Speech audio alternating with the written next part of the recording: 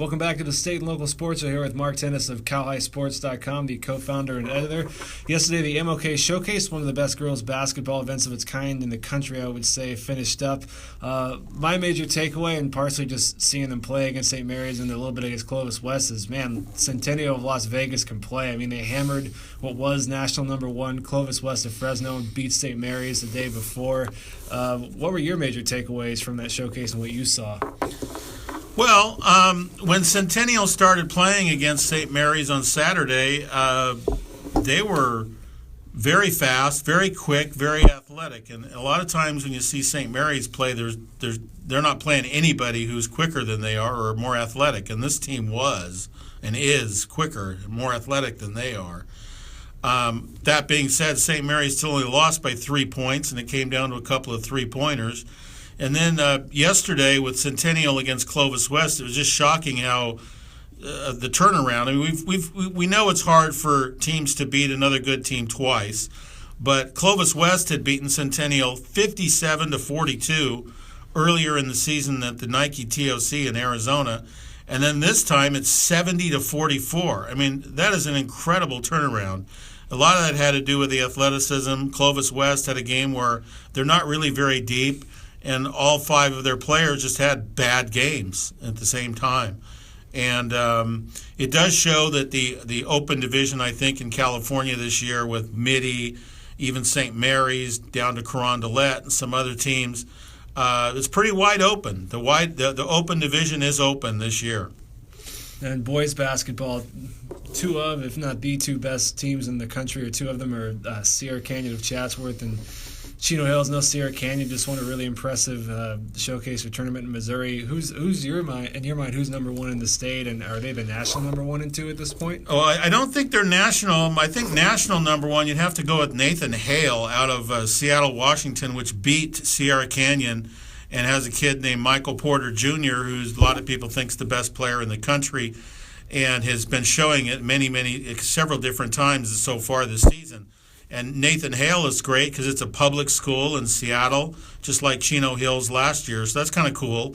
As Centennial and Clovis West were getting finished last year, so was Sierra Canyon in their game yesterday on the boys' side in Springfield, Massachusetts. That game was on TV, so there were a lot of people tweeting about it.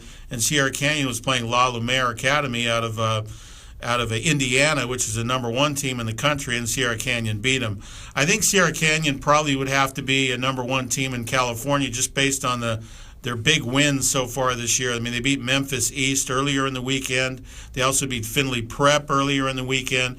Chino Hills hasn't played the same type of schedule. However, if you want to look at it from the standpoint of Chino Hills being the defending state champion, having a 53-game winning streak, I mean, there's nothing wrong with either team being number 1. I mean, it's just a matter of what your criteria is. I think the criteria that Ronnie Flores, who does our rankings primarily, is looking at the strength of schedule, those national wins. But if you're looking at it from the win streak, you can go with Chino Hills. But right now we have Sierra Canyon 1 and Chino Hills 2.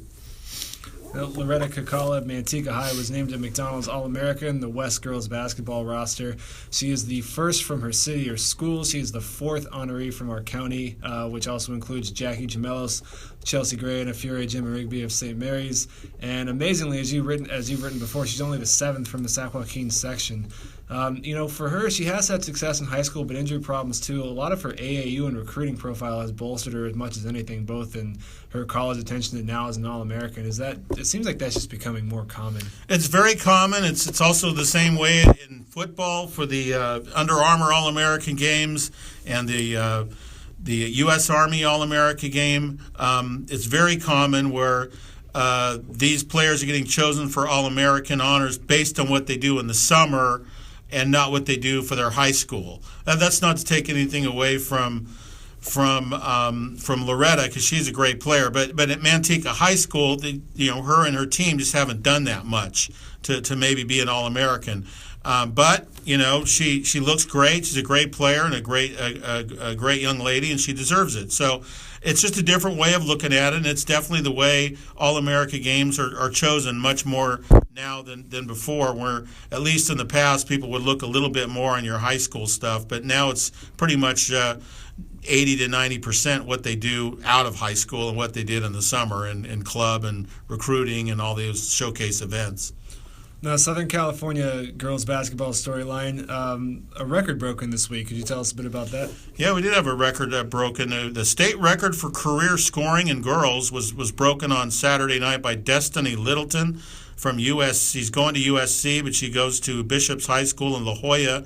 Right now, she averages about 50 points a game. She broke the record held by Sharday Houston of San Diego High, who was actually there and watched it. So that was really cool to hear that. After that happened, we went through and updated all of the state career records and state leaders and all the way down to everybody that scored 2,400 points and below. And there were a couple locals in there, Jackie Gemelos. And we also had to figure out Tiara Tucker, who, of course, was at Brookside Christian for 3 years and then was at McNair for 1 year. And her total is actually quite high on the all-time list, too, and probably would have been higher if she hadn't left Brookside and stayed there. She might have been even higher. But that's another story. Bottom line, it was a great record for Destiny Littleton. She's going to put it up out of sight in the next month or so. You have to pretty much be a 4-year standout and average about 30 to 35 points a game throughout your career to get the kind of totals that she's getting. Now, last year in the Super Bowl, we had some fun California high school ties, or even just from Northern California. We had Shaq Thompson from Grant for the Panthers. We had T.J. Ward from De La Salle for the Broncos. Even Amini Silatolu from West was inactive for the Panthers last year, though he had even started some games earlier in the season.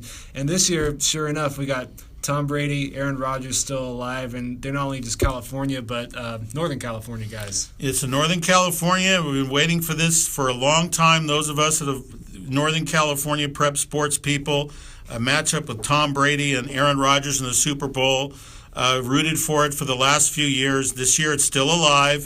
Of course, it's still a long shot that maybe both of them are going to win on Sunday, but it would be great if they did and then matched up.